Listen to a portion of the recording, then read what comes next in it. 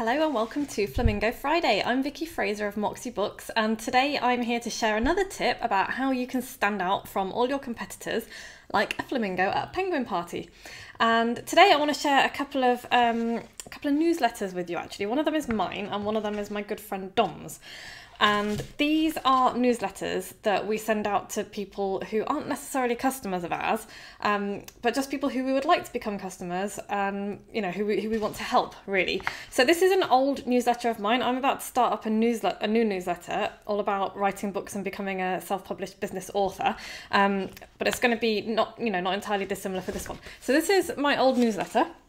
It was the Business for Superheroes Gazette. The last time I produced it was actually way back in 2017.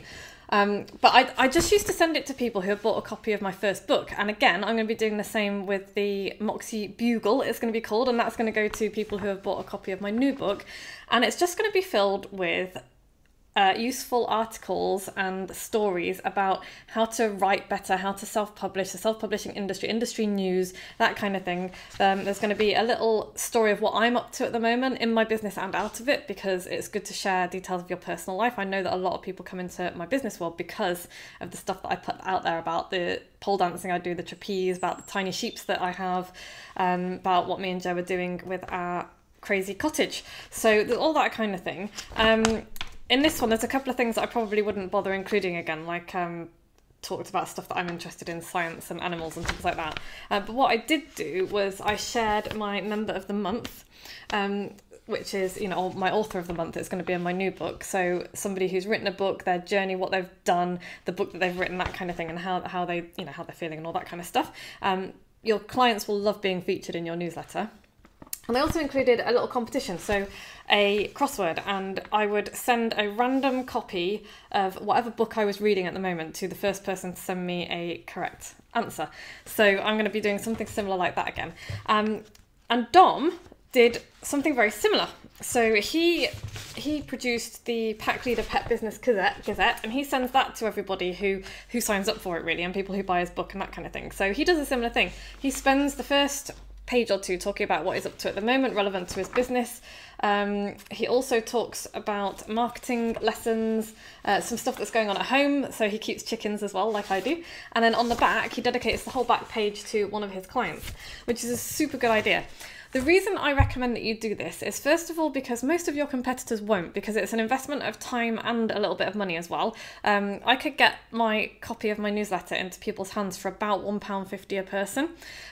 So if I'm sending that to 100 people, that's like £151 a month, or a quarter, or however often that you decide to do it. I do mine every month. It's money well spent. It's going to be difficult for you to measure the direct return on it because you're probably not going to be selling directly through it, although I do put a link in every now and then for people to, buy something.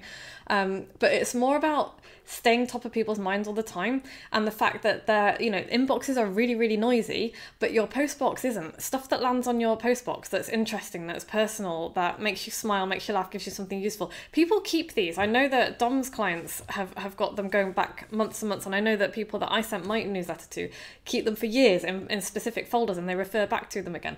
So these are things that people keep. I would really recommend that you do it. You will stand out from your competitors, and if you want to hop onto mine, if you want to see what I'm doing, then grab yourself a copy of my book, which I'm officially launching on January the 30th, but you can go and grab a copy from moxiebooks.co.uk/buy the book, and I'll be putting out that first issue of my brand new newsletter soon. You can see what I'm doing, do a little bit of spying on me. I don't mind that at all, and just see if you find it useful to help you grow your own book. Yeah, we all like to grow a book. I'll be back same time next week. In the meantime, you can subscribe to this channel just down there, and you can hop over to moxiebooks.co.uk to get on my email list and see what I'm sharing to help people write better, grow their books, and grow their business. Thanks very much for watching. I'll see you next week.